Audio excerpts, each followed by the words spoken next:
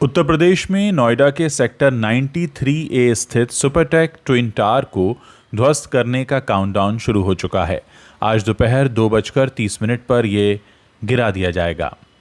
अब सभी के मन में सवाल यह है कि आखिर कुतुब मीनार से भी ऊंची इस 40 मंजिला इमारत को क्यों ढाया जा रहा है। इसे गिराने के लिए इलाहाबाद हाई कोर्ट से लेकर सुप्रीम कोर्ट तक लंबी लड़ाई लड़ी गई। सुपरटेक बिल्डर की तरफ से नामी वकील इस केस को लड़ते रहे, लेकिन वो इसे ध्वस्त होने से बचा नहीं सके। इसकी मुख्य वजह थी गैर कानूनी तरीके से बनाई गई ये बिल्डिंग। सुप्रीम कोर्ट ने इस मामले में नोएडा अथॉरिटी के सीनियर अधिकारियों पर सख्त टिप्पणी की थी। मामले की सुनवाई के दौरान सुप्रीम कोर्ट ने यहाँ तक कह दिया था कि नोएडा अथॉरिटी एक भ्रष्ट निकाय है। इसकी आंख, नाक, कान और यहाँ तक कि चेहरे तक भ्रष्टाचार टपकता है। अब आप समझ सकते हैं कि सुप्रीम कोर्ट ने आखिर ऐसी टिप्पणी क्यों की गई होगी। दरअसल एमरल्ड कोर्ट सोसाइटी के बायर्स ने ट्विन टावर को बनाने में की गई नियमों की अनदेखी को लेकर इलाहाबाद हाई कोर्ट में एक याचिका दायर की गई थी। ट्विन टावर के बगल की सोसाइटीज़ में रहने वाले लोगों का कहना था कि इसे अवैध तरीके से बनाया गया है। कोर्ट में मुकदमा लड़ने वालों का कहना है कि एक लंबी लड़ाई थी, इसे लड़ना इतना आसान भी नहीं था।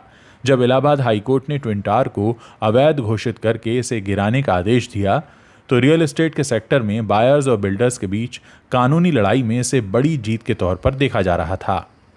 सुपरटेक बिल्डर ने हाई कोर्ट के आदेश को सुप्रीम कोर्ट में चुनौती दी।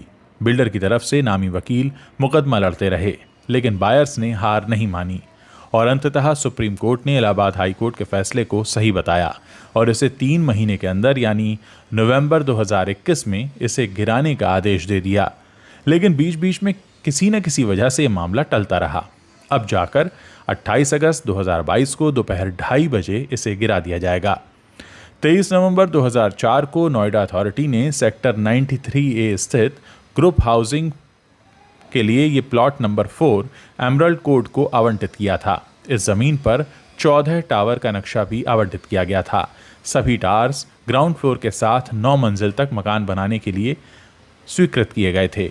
इसके 2 साल बाद यानी 29 दिसंबर 2006 को नोएडा अथॉरिटी ने संशोधन करते हुए 2 मंजिल और बनाने और उसका नक्शा पास करने के आदेश दे दिए। इसके तहत सुपरटेक बिल्डर को 14 टावर बनाने और ग्राउंड फ्लोर 9 की जगह 11 मंजिल तक फ्लैट बनाने की मंजूरी मिल गई। इसके बाद नोएडा अथॉरिटी ने 15 टावर बनाने का एक और नक्शा पास कर दिया। इसके बाद फिर से 16 टावर बनाने की मंजूरी दे दी गई। 26 नवंबर 2009 को नोएडा अथॉरिटी ने फिर से 17 टावर बनाने का एक नक्शा पास कर दिया। इसके बाद नोएडा अथॉरिटी ने 2 मार्च 2012 को इसमें संशोधन करते हुए नंबर 16 और 17 के लिए FAR और बढ़ा दिया। इससे दोनों टावर को 40 मंजिल तक बनाने की इजाज़त मिल गई और इसकी ऊंचाई 121 मीटर तय कर दी गई। दोनों टावर्स के बीच की दूरी महज 9 मीटर रखी गई, जबकि नियम के मुताबिक कम से कम 16 मीटर की दूरी होना ज़रूरी है।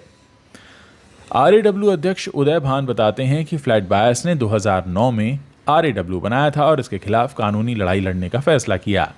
ट्विन टावर के अवैध निर्माण को लेकर RAW सबसे पहले नोएडा अथॉरिटी पहुंचा। यहां सुनवाई न होने पर इलाहाबाद हाई कोर्ट में चुनौती दी गई। 2014 में हाई कोर्ट ने ट्विन टावर को तोड़ने का आदेश दे दिया। नोएडा अथॉरिटी के तत्कालीन CEO ने एक कमेटी का गठन किया था, जिसमें 12 से 15 अधिकारी व कर्मचारियों को इसके लिए दोषी माना गया। इसके बाद एक हाई लेवल जांच कमेटी का गठन किया गया, जिसकी रिपोर्ट के बाद 14 अधिकारियों और कर्मचारियों के खिलाफ FIR दर्ज कराया गया। इलाहाबाद हाई कोर्ट के आदेश के खिलाफ सुपरटेक सुप्रीम कोर्ट पहुंचा, लेकिन उसे राहत नहीं मिली। कोर्ट ने 31 अगस्त 2021 को आदेश जारी किया और कहा कि इसे 3 महीने के अंदर गिरा दिया जाए।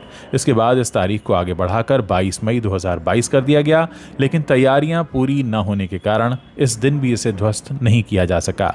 बाद में सुप्रीम कोर्ट ने संबंधित एजेंसियों को मोहलत दे दी और अब इसे रविवार दोपहर यानी आज 2:30 बजे गिरा दिया जाएगा।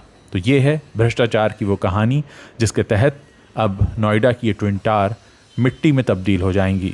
नोएडा में ऐसे कई सारे उदाहरण हैं जहां बिल्डर्स ने मनमानी करके आम लोगों का पैसा खाया है और साथ ही सरकार को भी धोखा दिया है। तो ये ट्विन टावर का ध्वस्त होना एक तरह से इस बात के संकेत हैं कि भ्रष्टाचार को अब अगर कोई भी बढ़ावा देगा तो उसे इसी तरह से ध्वस्त कर दिया जाएगा।